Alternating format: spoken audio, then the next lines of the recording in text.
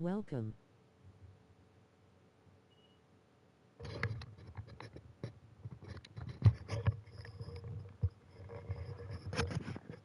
Welcome.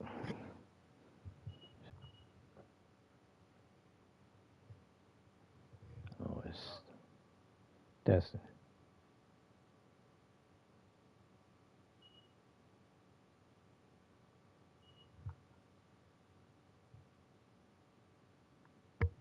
All right.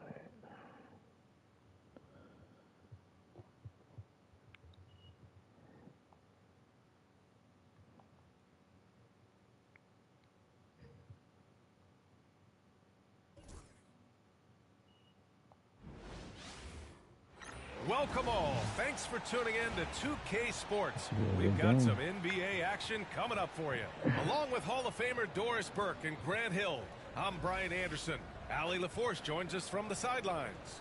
All right, Doris, how about teams like these who can really run their offense through their bigs? BA, over the years, one of the things I've heard from coaches quite often is how effective a three-tool big man can be. When you can drive it, pass it, shoot it, score it, do all the things they can, it changes the geometry of the floor. So a look at our starters for the Wizards. We've got Sarr. Chris Middleton is out there with Jordan Poole. And it's Champagnie at the power forward position.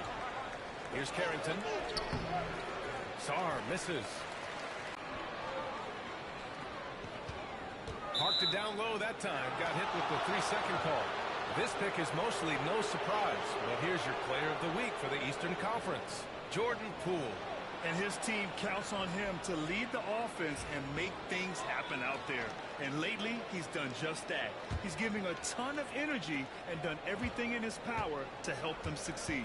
And keeping us updated from the sideline, Allie LaForce. I caught up with Quinn Snyder. A big topic of conversation, Chris Middleton. Coach said Middleton is an incredible shooter. He said we cannot let him get comfortable. Shoot it directly off passes. Our goal, run Chris off that three-point line. Chris Middleton, hard to stop. Guys. Okay, thank you, Allie. A little over a minute gone here in the first quarter. Well, Grant, aside from making the East Finals in 2021, how would you assess Trae Young's teams? Well, they're always solid offensive teams. But Trae is the type of player that you need to surround with defensive-minded guys. And he hasn't really had that. Here's Risacher. Young from long range. Drains the triple. It's clear there's a lot of pride. Jordan Poole says I might be slight of frame, but I've got enough toughness to absorb this contact. Here's Daniels. Screen by Capella. Three-pointer. Daniels misses. The Wizards have gone 3 of 4. Off to a nice start. Poole with a ball. And Capella picks him up defensively. Lets it go from deep. Champagnie shot is off. The Hawks have gone 1 for 3 so far. Pass to Risacher. Outside Young.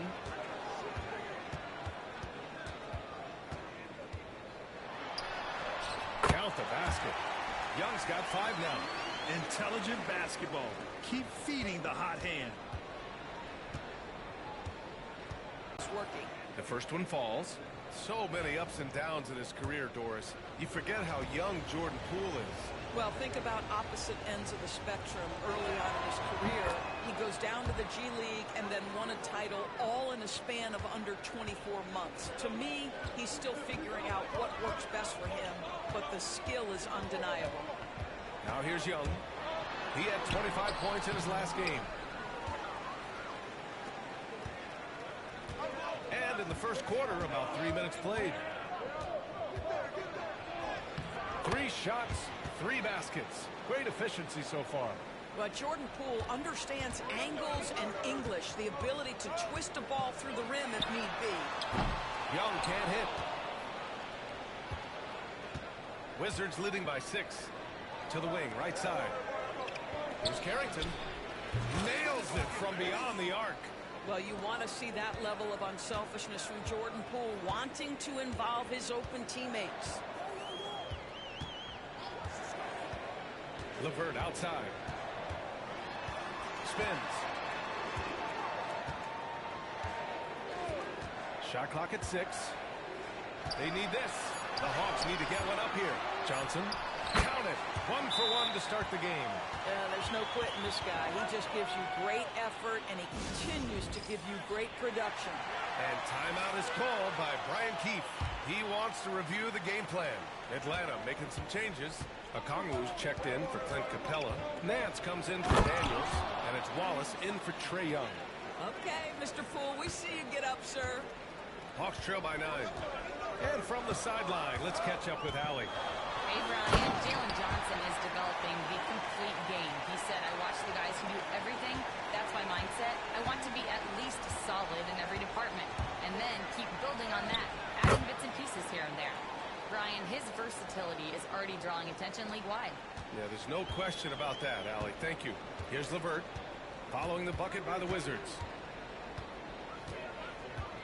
Goes up on the wing. Shot is good, off the back rim and in. LeVert's got his second bucket on the night.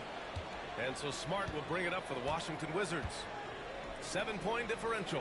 This game coming on the heels of their win versus the Cavaliers. That was a tremendous all-around game. Their intensity was there, and their production was right there along with it, too. Yeah, definitely. I mean, it was hard to imagine them being much better at the offensive end. They were so efficient in almost every aspect. Now here's Nance.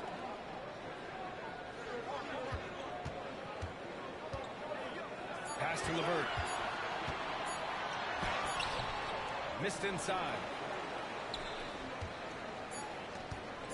Poole outside. And so it's Washington closing out the quarter with a 7-point lead. And it's all due to their ability to own the paint. They've been dominant down low. And don't go far. We'll be right back.